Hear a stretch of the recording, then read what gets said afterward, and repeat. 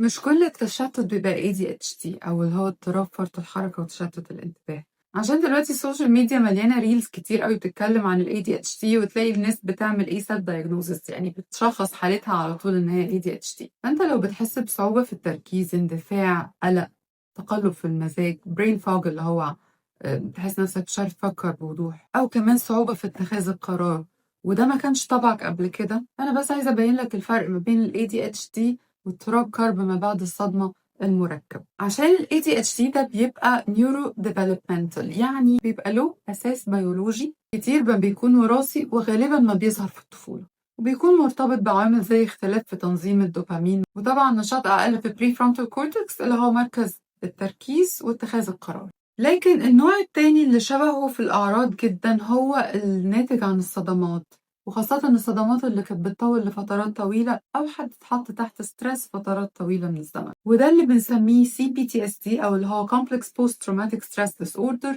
أو اضطراب كرب ما بعد الصدمة المركب. ده بقى بيعتبر مثال على ال Acquired Neurodiversity، يعني تنوع عصبي مكتسب.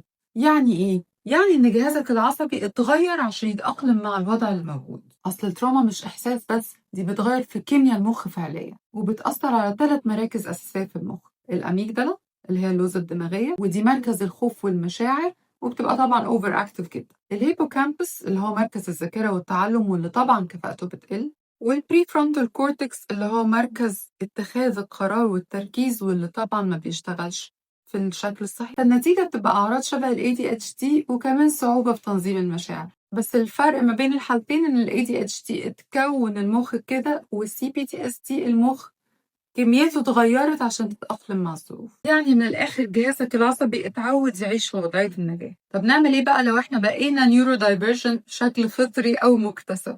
في 4 خطوات بسيطة ممكن نبتدي بيها. أول حاجة التنفس ببطء، يعني 4 ثواني شهيق، 6 ثواني زفير، ده علشان نقلل نشاط الأميجدلا.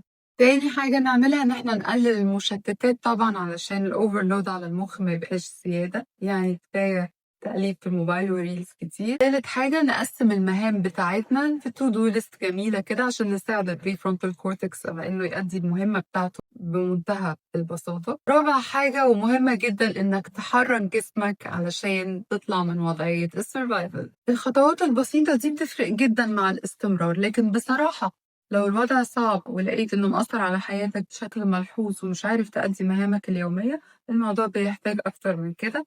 تقدر لو عايز مساعدة تبعتلي على اللينك في البايو، وأنا هساعدك إن شاء الله نشتغل على التشتت وعدم الانتباه.